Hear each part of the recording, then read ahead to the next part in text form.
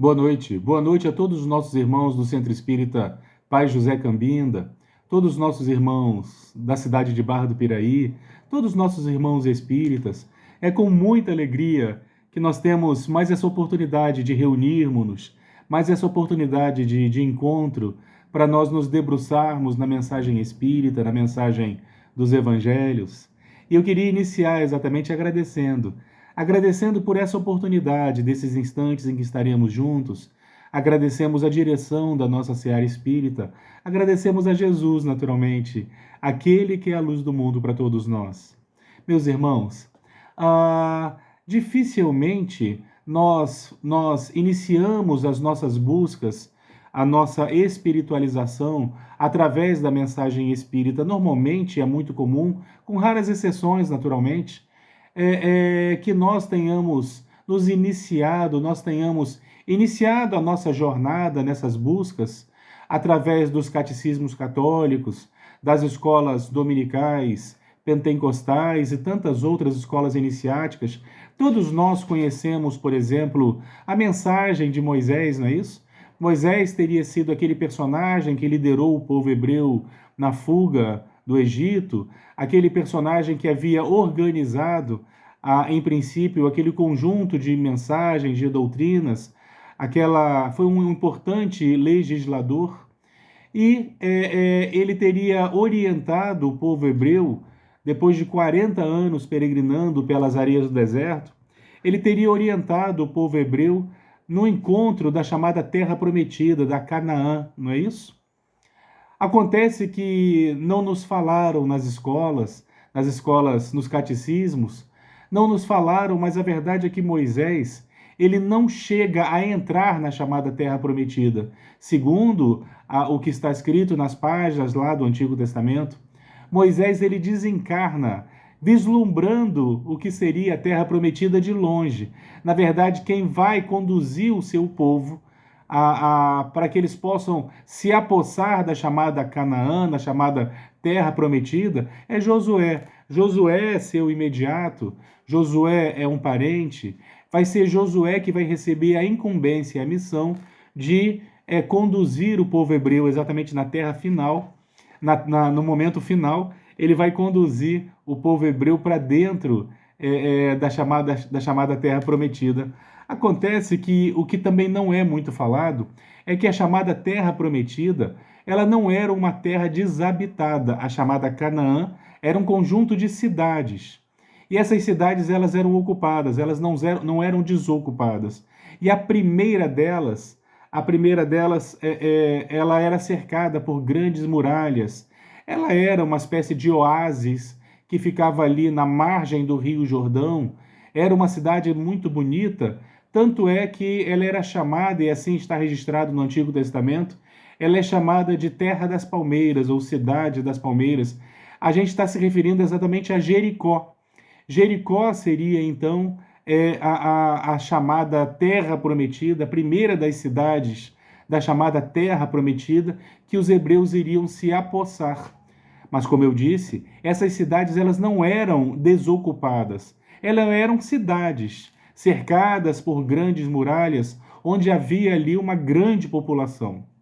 Então, os hebreus, eles acampam num arraial nas proximidades dessa cidade, da cidade de Jericó, a primeira cidade que eles iriam invadir, e eles então acampam, formando um arraial nas proximidades de Jericó, e tudo isso que eu estou contando está lá no livro dos profetas, nas páginas do Antigo Testamento, no primeiro livro chamado de Josué.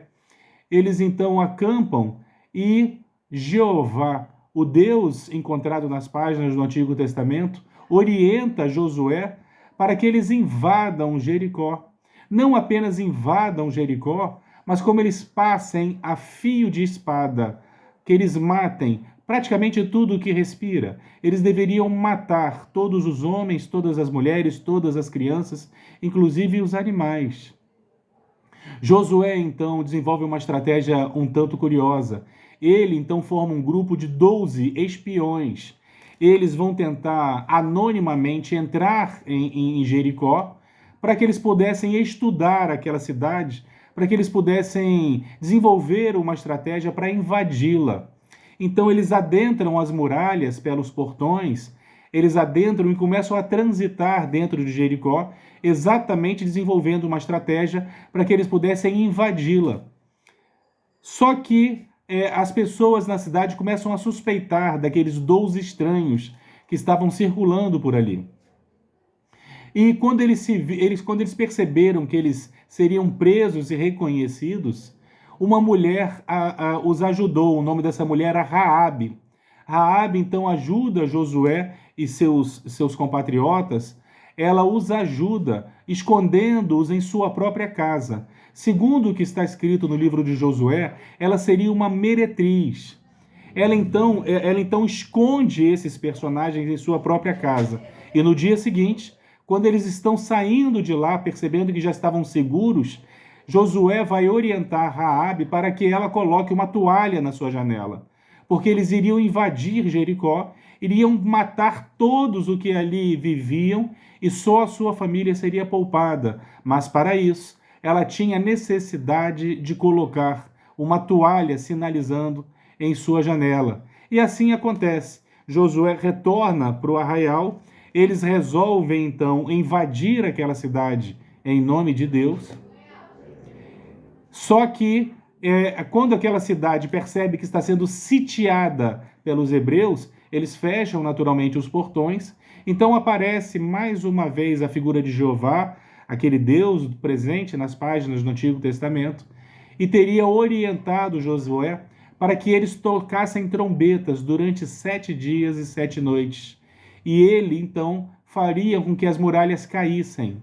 Assim acontece, segundo o que está escrito no livro de Josué.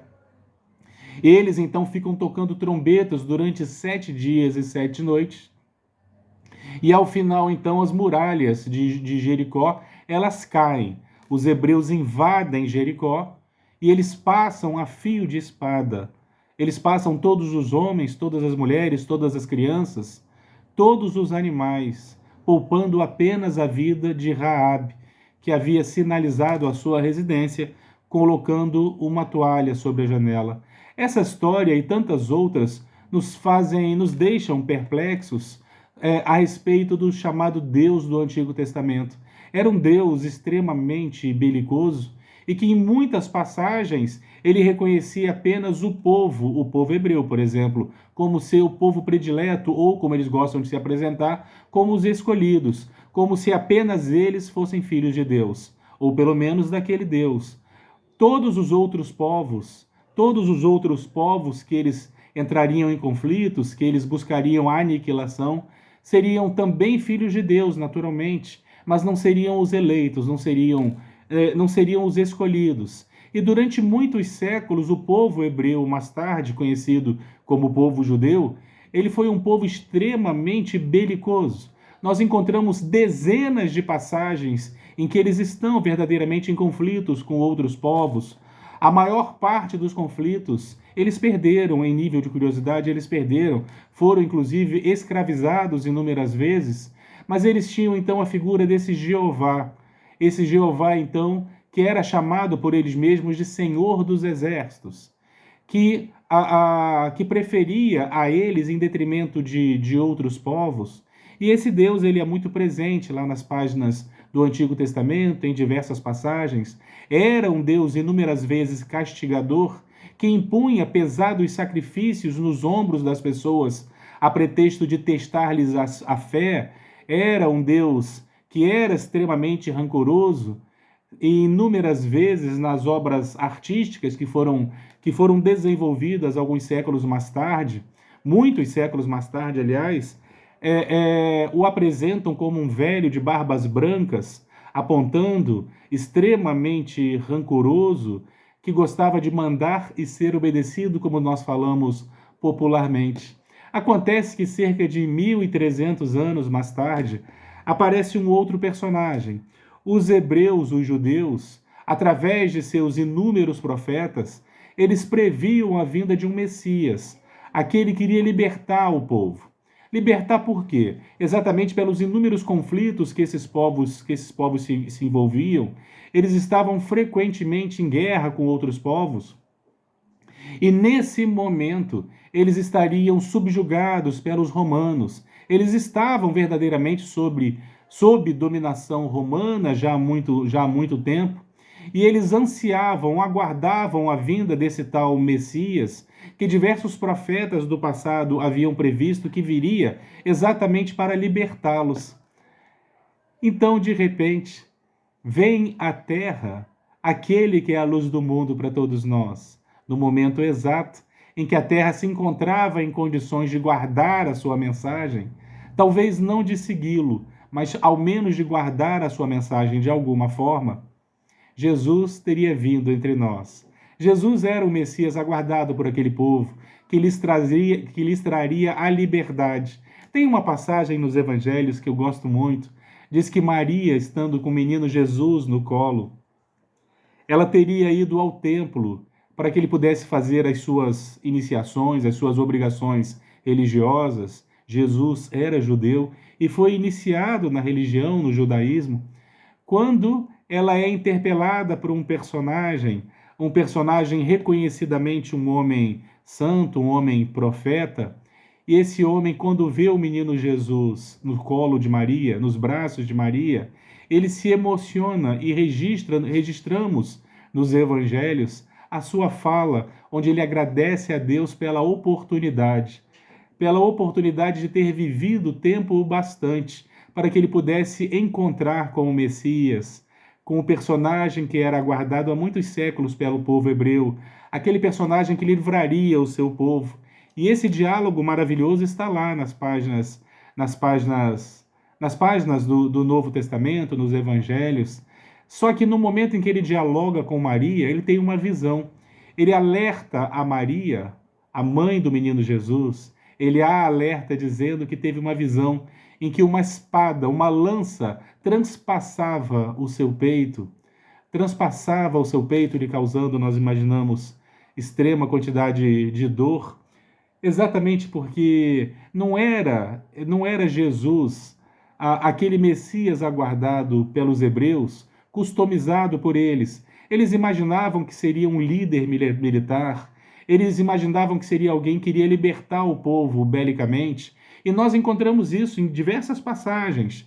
Eles esperavam que Jesus, com seu exército de anjos, eles fariam descer fogo do céu sobre aqueles que os perseguiam, e Jesus não trouxe essa mensagem. Muito pelo contrário, a mensagem de Jesus era uma mensagem de fraternidade, era uma mensagem de amor, de esperança, era uma mensagem de perdão, completamente diferente daquele Messias que eles aguardavam, que eles haviam customizado.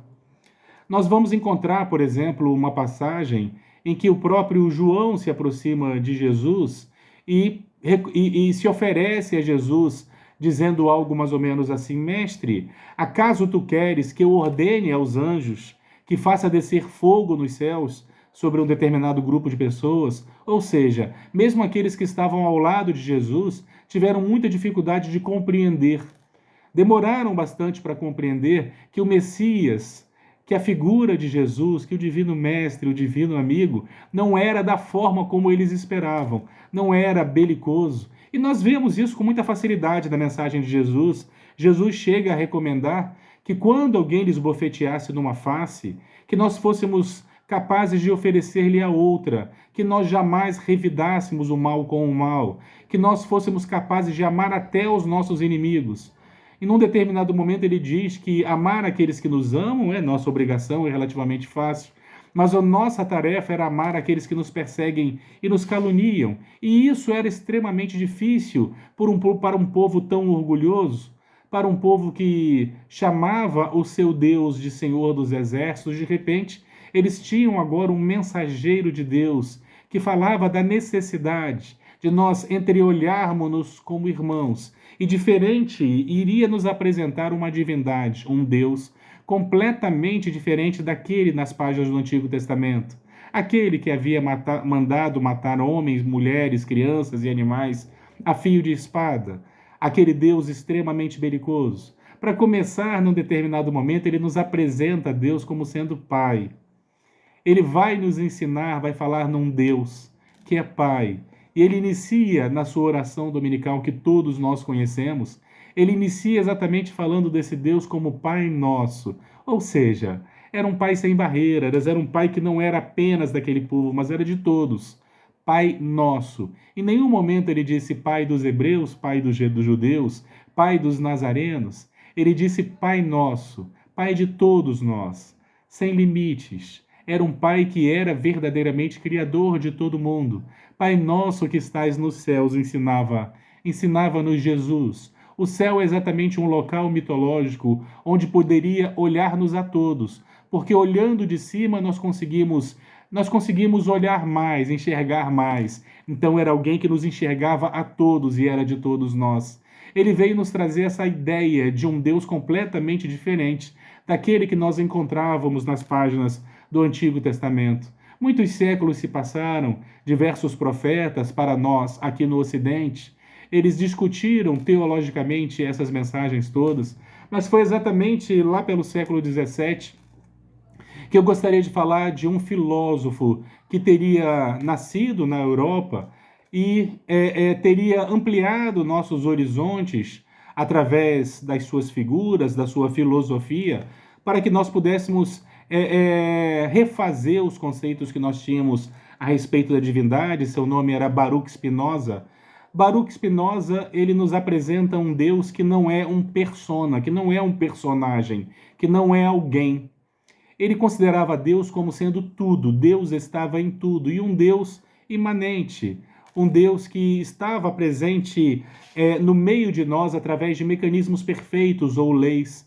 Ele considerava, por exemplo, sinônimo de Deus a própria natureza, que através dos seus mecanismos e das suas leis fazia com que tudo fosse perfeito e que cada um de nós receberíamos tudo aquilo de acordo com as nossas necessidades, sempre obedecendo às suas leis. Mais tarde, um pouco mais de 100 anos, nós encontramos um outro personagem, um pedagogo francês, lyonês. Seu nome era Hippolyte Léon Denisard Rivaio. Seria ele o espírito missionário que deixaria para a Terra os primeiros passos da mensagem espírita. Nós o conhecemos como Allan Kardec, e tenho certeza que todos nós conhecemos. Através da entrevista com espíritos, ele vai então começar a descortinar o mundo espiritual para todos nós, os mecanismos da mediunidade e também, naturalmente, em termos de filosofia. Ele vai nos esclarecer, vai nos auxiliar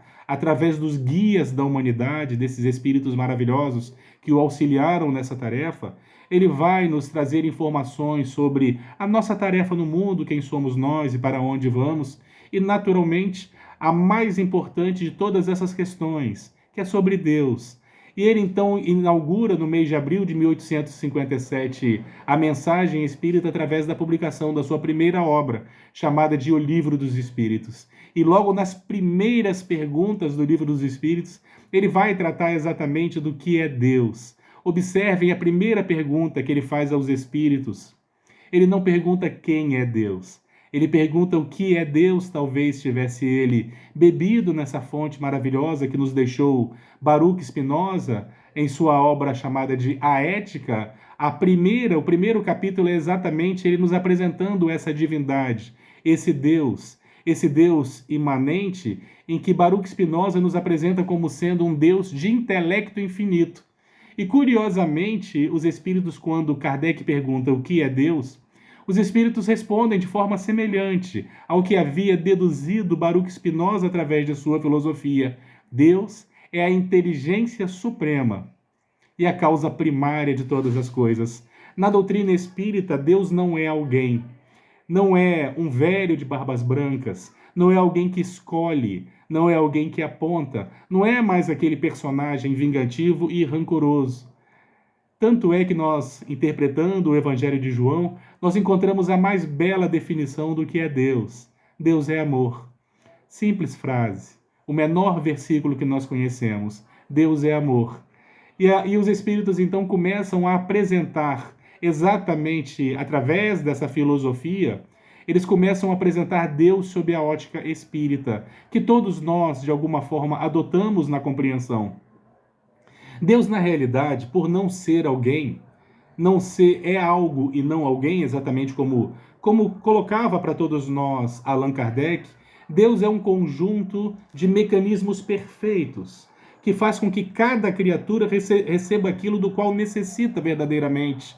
Cada um encontra aquilo que procura. Deus está verdadeiramente em tudo. E os espíritos vão ainda dizer a Kardec que isso é o máximo que eles podem nos dizer naquele momento, mas que nós teríamos condições, conforme nós fôssemos ampliando nossos horizontes, nós teríamos condições de compreender o que é Deus com mais clareza, com mais lógica, para que nós possamos compreender como é que esses mecanismos funcionam. Por exemplo, vamos me usar como exemplo.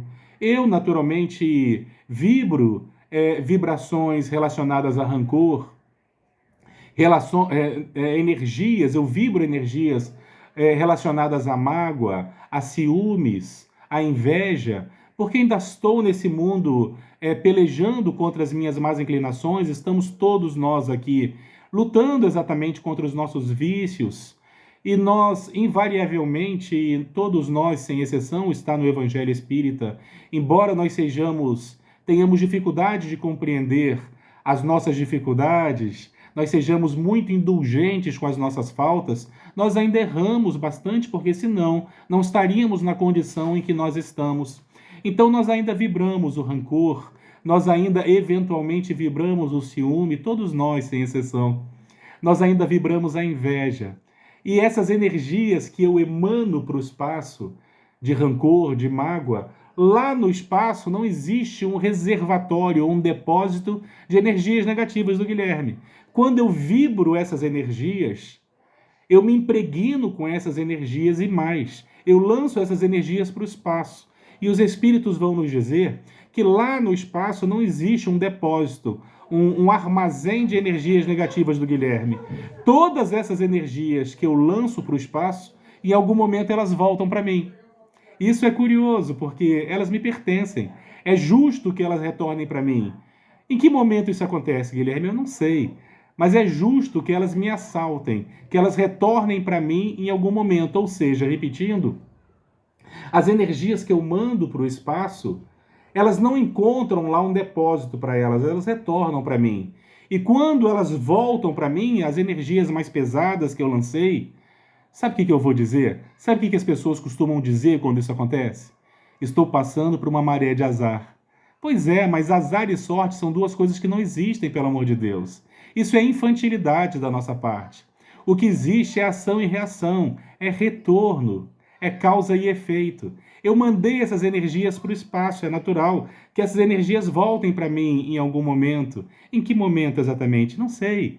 Mas voltam porque me pertencem, eu tenho necessidade de responder por elas. Então, esse conjunto de mecanismos que faz exatamente com que nós tenhamos oportunidade de expiar, de melhorarmos-nos, de responder pelos nossos feitos, são exatamente mecanismos da divindade. Ou, como diria Baruch, é exatamente Deus.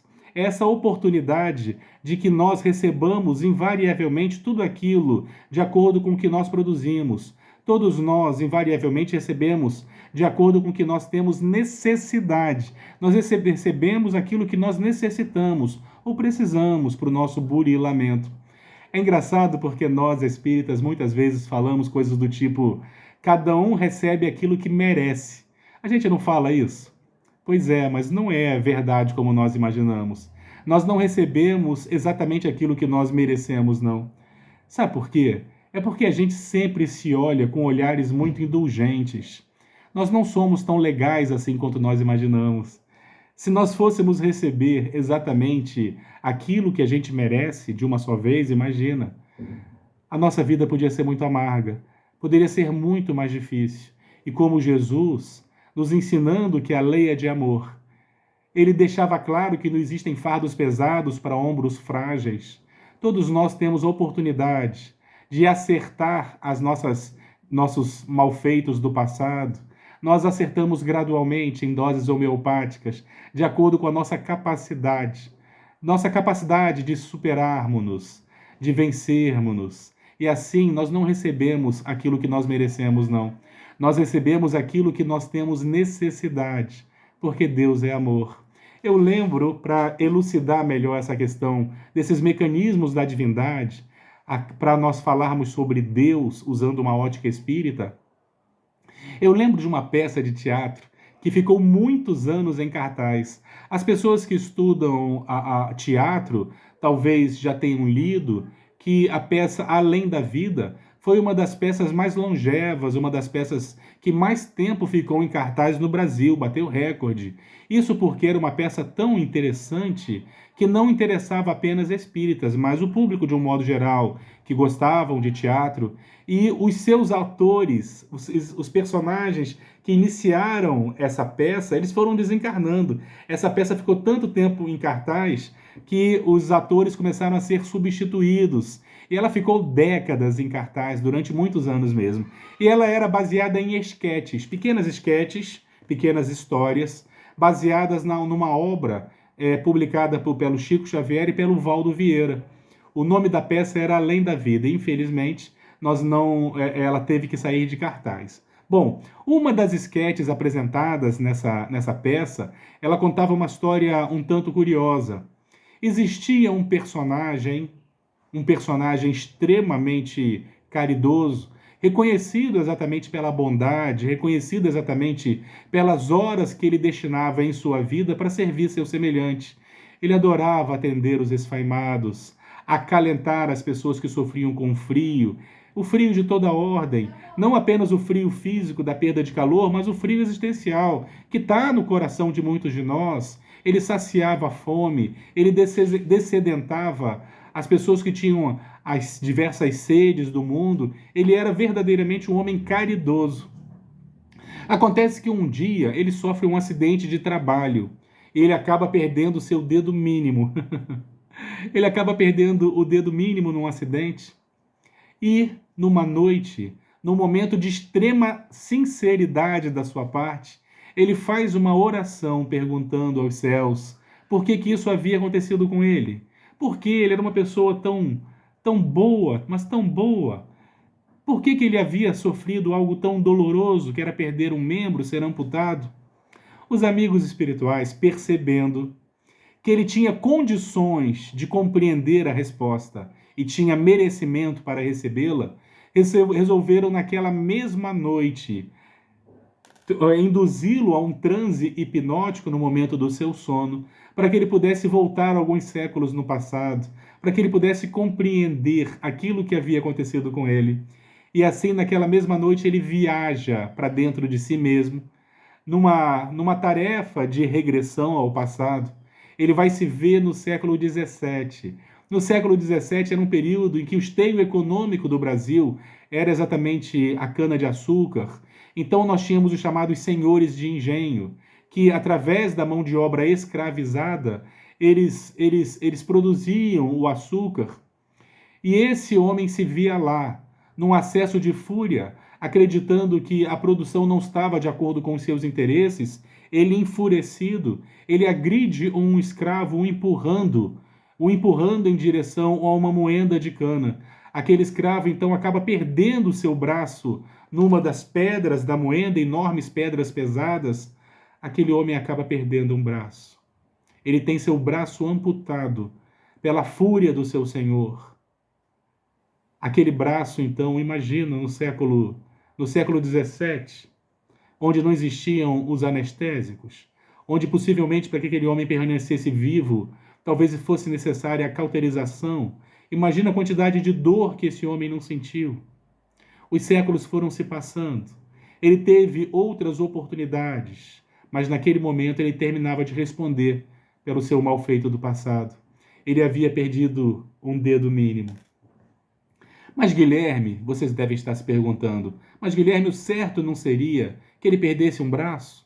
Alguns séculos atrás, ele fez com que um homem perdesse seu braço, era natural que ele perdesse o seu braço, porque nós aprendemos nas páginas do Antigo Testamento que é olho por olho e dente por dente. O certo seria que ele perdesse um braço, mas acontece que a lei não é essa. A lei é de amor.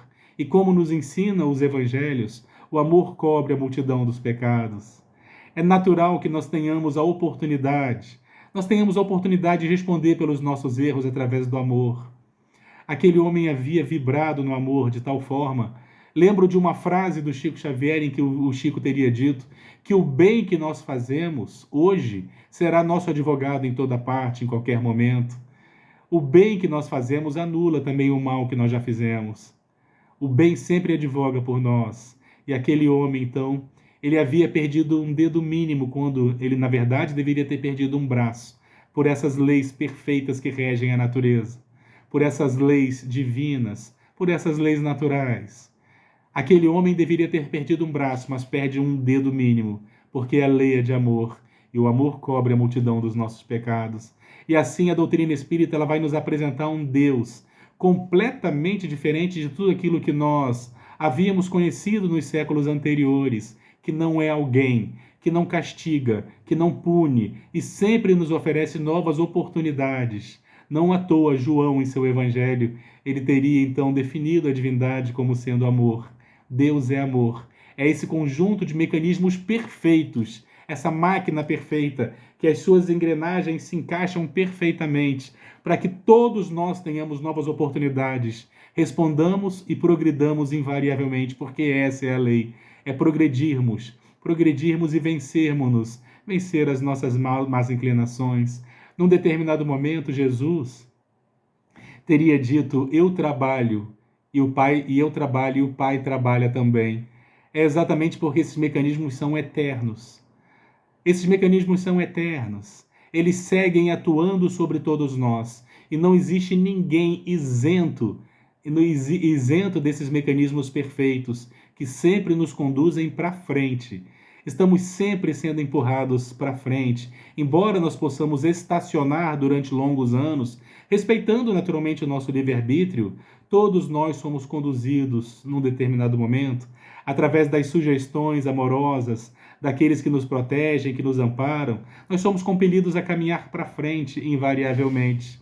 Todos nós somos coautores ou colaboradores da divindade. Somos construtores ao lado de Deus. Todos nós somos co-criadores, como os Espíritos nos apresentam. Mas como assim, Guilherme? Nós co-criamos? Como assim nós somos co-criadores ao lado de Deus? É porque nós auxiliamos, nós colaboramos com a transformação do mundo.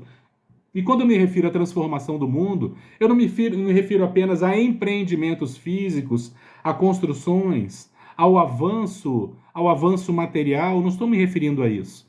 Quando nós falamos co-criadores, construtores, nós, espíritos que somos, nós colaboramos com a construção do universo. Nós pegamos um livro chamado A Caminho da Luz, em que Emmanuel vai nos afirmar que foram espíritos que auxiliaram Jesus. Ele chamou esses espíritos de engenheiros do universo, auxiliaram exatamente na construção, na gênese planetária, para que nós pudéssemos reencarnar aqui em algum momento. Então, mesmo a construção física, até a construção dos mundos espirituais, somos nós. Querem um exemplo? Todos nós, lendo as obras de André Luiz, lendo as obras de Ivone do Amaral Pereira, a gente fica vendo aquelas paisagens do mundo espiritual, os chamados umbrais, aquelas paisagens terríveis, onde nós encontramos cenas de dor, sofrimento e rancor. Quem construiu essas paisagens? Nós, na nossa infantilidade, na nossa visão infantil, a gente imaginava que essas paisagens teriam sido construídas por Deus. Ele teria construído céu e inferno, quando na realidade tudo isso são construções nossas. É o nosso ciúme, são as nossas energias de rancor que nós lançamos para além de nós, lançamos para fora, que acabam construindo no mundo espiritual essas paisagens tão terríveis. É uma expansão daquilo que nós somos. Assim como existem espíritos superiores que conseguem construir paisagens belíssimas, verdadeiros paraísos e céus. Como, por exemplo, nós temos um personagem chamado Fabiano de Cristo, um jesuíta. Ele, ao desencarnar, teria sido ele que, através do seu psiquismo, teria construído, por exemplo, nosso lar, uma colônia espiritual de beleza impressionante, como André Luiz nos apresenta. Foi a construção de um espírito que viu a necessidade de construir algo assim naquelas regiões tão sombrias, que são sombrias por causa de nós. Nós sabemos, por exemplo, que nos mundos mais adiantados, onde não existe o rancor, onde não existem essas energias pesadas que nós produzimos, naturalmente que os umbrais não existem também, porque são construções nossas. então todos nós somos co-criadores do universo ao lado de Deus. E as energias que nós emanamos auxiliam a construir um mundo melhor ou um mundo difícil como nós passamos. Somos nós que fazemos isso. Haverá um momento em que nós teremos despertado para novas realidades, vibraremos energias diferentes e colaboraremos com a mudança do mundo, porque o mundo muda quando nós mudamos. Somos nós, co-criadores. Somos nós, parte integrante disso tudo. Somos nós que mudamos o mundo. O mundo começa a mudar quando nós mudamos, quando nós transmutamos os nossos sentimentos, quando nós conseguimos converter verdadeiramente o rancor em fraternidade, o ódio em amor, toda animosidade em fraternidade, quando nós conseguimos converter o egoísmo em altruísmo. Esse é o convite que a mensagem espírita faz para todos nós. Não percamos tempo. Sabemos que Deus não tem pressa, falando desse Deus antropomórfico. Deus não tem pressa. É verdade que não tem, porque a pressa é uma imperfeição e Ele é perfeito. Mas quem tem que ter pressa somos nós. Apressemo-nos, porque os tempos vão ficando mais difíceis. Aqueles que nos amam acabam se distanciando. Despertemos enquanto somos convocados. Meus irmãos, que a paz de Jesus permaneça entre nós.